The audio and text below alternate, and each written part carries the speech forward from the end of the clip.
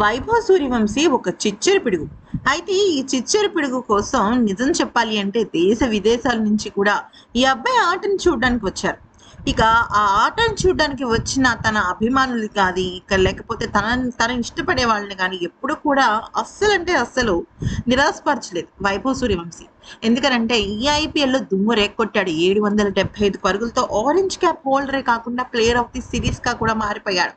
ఇక ఆ తర్వాత ఎమర్జింగ్ ప్లేయర్ గా అలాగే సూపర్ సిక్సర్స్ గా వాల్యుబుల్ ప్లేయర్ వాట్ నాట్ అన్నట్టుగానే వైభవ్ సూర్యవంశీ చాలా అద్భుతంగా రాణించాడు.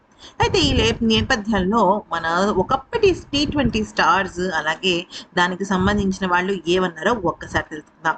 అయితే మొదటిగా వైభవ్ సూర్యవంశీ గురించి మన సూపర్ డూపర్ వరల్డ్ కప్ ని సాధించిన రోహిత్ శర్మ మాజీ కెప్టెన్ ఏమన్నాడంటే, నిజానికి వైభవ్ సూర్యవంశీ గేమ్ చూసి నా మైండ్ బ్లాక్ అయింది.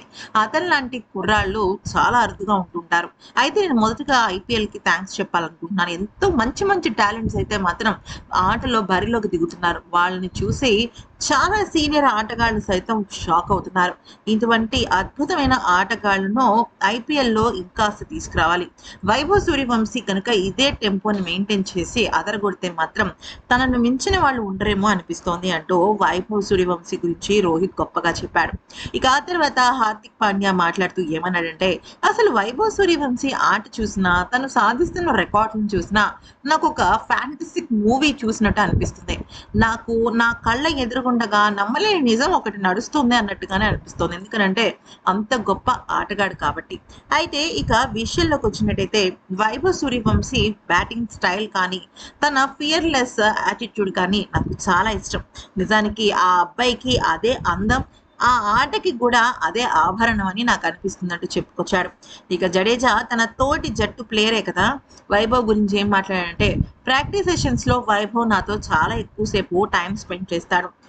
భారత జట్టు గురించి, నా ఎక్స్పీరియన్సెస్ గురించి, బౌలింగ్ బ్యాటింగ్ టెక్నిక్స్ ఇలా రకరకాల విషయాలు మాట్లాడుతుంటాడు. అతనికి ఎప్పుడూ కూడా గేమ్ గురించే ధ్యాస.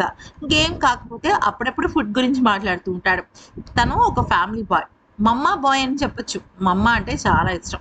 ఈ అబ్బాయితో కలిసి ఇన్ని రోజుల పాటు జర్నీ చేయడం చాలా హ్యాపీగా ఉంది. ఎందుకంటే తను ఇప్పుడు చాలా యంగ్ ఏజ్ లో ఉన్నాడు. ఆ యంగ్ ఏజ్ అబ్బాయిలతో కలిసి ప్రయాణం చేస్తున్నప్పుడు ఖచ్చితంగా మనకి తెలియని ఎన్నో విషయాలు తెలుసుకోవచ్చు అంటూ చెప్పుకొచ్చాడు. ఇక Ajit Agarkar, congratulations kid boy, you are not a kid, you are a wonder kid అంటూ అభినందనలు తెలుపుతూనే చాలా అద్భుతమైన పొగడ్తను ఇచ్చాడు. ఇక తర్వాత రిషబ్ పంత్ వ్యాఖ్యానిస్తూ, వైభవ్ సూర్యవంశీ నుంచి ఎన్నో నేర్చుకోవాల్సిన విషయాలున్నాయి. 15 ఏళ్ళు అన్న ఏజ్ని పక్కన పెట్టేస్తే తను ఒక అద్భుతమైన మెచ్యూర్డ్ ప్లేయర్ గా నాకు అనిపిస్తాడు. Really what a game Vaibhav, you are rocking, keep it up, all the best, congratulations అంటూ పొగడ్తల వర్షం కురిపించాడు.